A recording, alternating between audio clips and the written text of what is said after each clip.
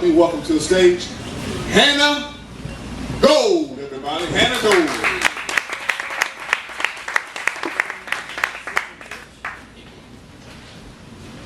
Hi, thank you very much again, Hannah Gold. So I work in a low-income middle school, and we decided to take all our kids camping. And it was great. It was a new experience for a lot of them. You know, they got to go canoeing, they got to go swimming, they got to shoot BB guns. It was a lot of fun. The big exception was the bathrooms. These are city kids. They are used to city toilets. They're used to toilets that can take a Chipotle burrito. So we took them to the camp, and within 5 hours, every toilet had been clogged.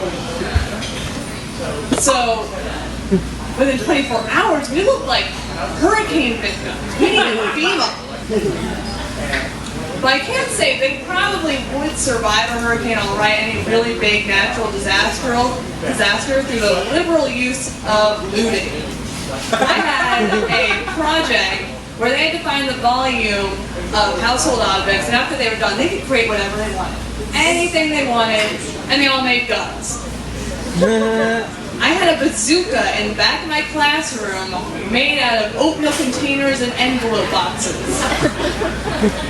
And making cardboard weapons can kind of be useful if you're really into Comic-Con or getting that hurricane looting. You know, you're either going to get BJ from Harley Quinn, or you're going to get an actual Harley after holding up the other looters with your papier-mâché crossbow. So while we were on that camping trip, we had all the 8th grade girls. They were putting on their makeup, they were wearing their best clothes, but they're all delusional because no one looks good in middle school. 7th grade was really harsh for me. I had a bad haircut, I had braces, I had acne, and my mom wouldn't even hang those photos on. I was also 50 pounds lighter but the same height. And I don't have an bulimia, anorexia story. No, my metabolism just went nuts. And my normal lunch that I ate every day in the cafeteria, I bought it from the school. It was a bag of Cool Ranch Doritos, an ice cream cone, and 3 chocolate chip cookies. I wish Michelle Obama had been trying to get the schools healthy so I could avoid that crap. So I finally got to use those experiences. There was a girl, an 8th grade girl, crying because she thought she was ugly.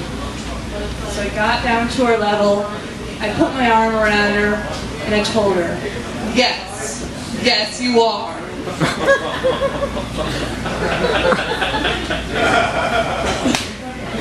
So my school asked me to go to a school council meeting over the summer. And we're supposed to be asking and letting them know that we're really interested in a raise. But I actually would prefer if we were paid like babysitters, you know, $5 an hour per kid. I have 30 kids. I got those little bastards for 7 hours every day. That's $1,000 a day. I would have an annual income of $200,000. I can live with that.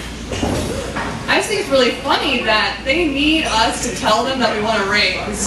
Has that ever been an issue ever? You know, people outside, district office not fun, it gave us all too much money. Yeah, my annual income is just, it's mediocre. And I have to put up with a lot of shit, but then again, so do my kids for me. Like, at the very end of the school year, I had a whole bunch of breakfast left over, and the sad truth about my school is I know that some of those kids are going to go home and there's not going to be any food left in the house. So I was passing out, you know, anyone who wants one. Take a sandwich, take anything I got. So I gave one to a special needs girl, didn't think anything of it. You know, we're all standing outside, the buses are leaving, we're like, fine, get out of here at the end of the school year, get your little asses home, I want to see you until August. And I see one of the buses is looping back around. Door opens, off comes that special needs girl, and she is covered in puke. And that is how I ended my school year, by making a child throw up on herself. Hey, that's mine. Thank you.